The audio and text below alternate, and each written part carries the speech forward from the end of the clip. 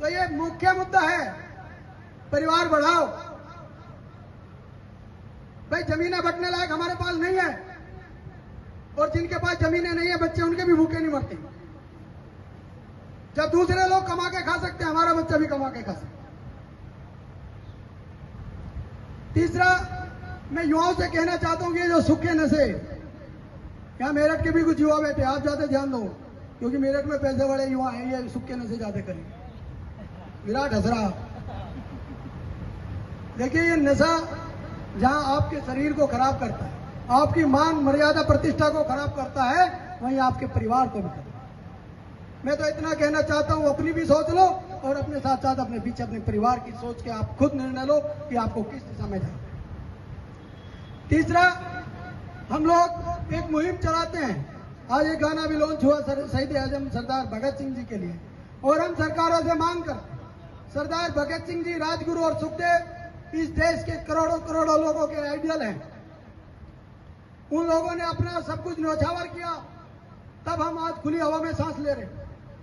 लेकिन इस देश की सरकारों ने, निकम्मी सरकारों ने आज तक उन शहीदों को शहीद का आधिकारिक दर्जा भी देने का काम नहीं किया।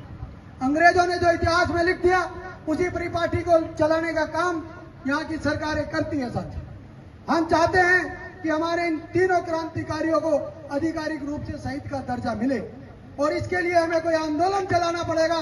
तो यहाँ पंजाब के और हरियाणा के साथी हैं, मैं पंजाब से अपने स्वर्ण मंदिर से इसके लिए संघर्ष की शुरुआत करने का काम करूंगा।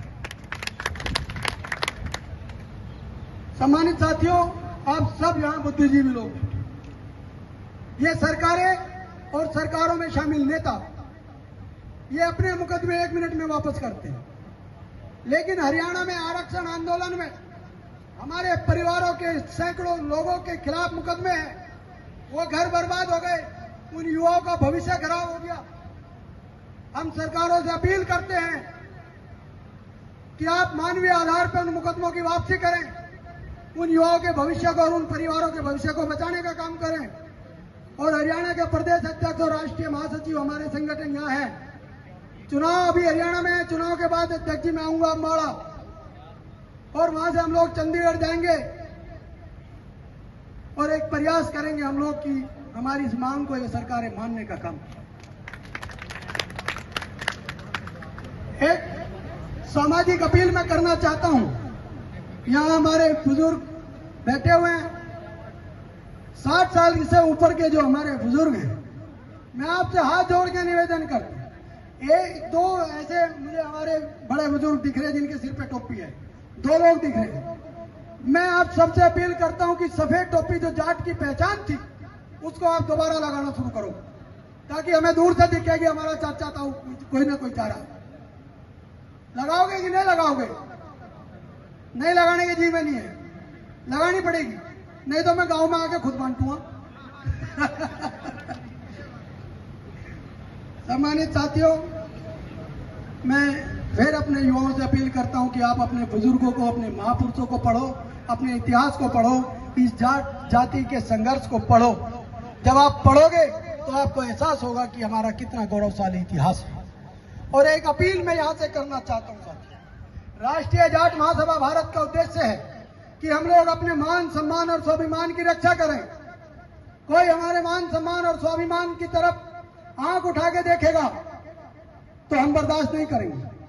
बहुत घटनाएं यहाँ खासकर इस क्षेत्र में मैं देख रहा हूं कि कुछ समाज के लोग, जाट समाज के लोगों को प्रताड़ित करने में पीछे नहीं है। वो एकजुटता बनाने का काम करते हैं और किसी के खिलाफ भी मुकदमा लिखवाने का काम करते हैं, कहीं पिटाई करने का काम करते हैं।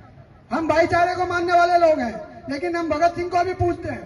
कोई हमारे समाज की तरफ उंगली उठा के देखेगा तो भैया एक रैप्टे का जवाब 10 रैप्टे से देने का काम करेंगे। हम अपने सम्मान और स्वाभिमान की रक्षा तो करेंगे, लेकिन हम दूसरे का खराब करना नहीं चाहते। मैं आप लोगों से ये अपील भी करता हूं कि हम चौधरी हैं और हमें अपनी चौधराहट को बरकरार रखने के लिए दूसरे छोटे समाज के भाइयों को भी अपने गले लगाना पड़ेगा। उनको साथ लेके, उनको गले लगा के आप अपनी चौधराहट का परिचय दो। इसी के साथ मैं आप लोगों का पुनः यहाँ आने पे बहुत धन्यवाद देता हूँ, स्वागत करता हूँ, अभिनंदन, और उम्मीद करता हूँ कि भविष्य में इस तरह की ये पंचायतें जगह जगह होती रहेगी।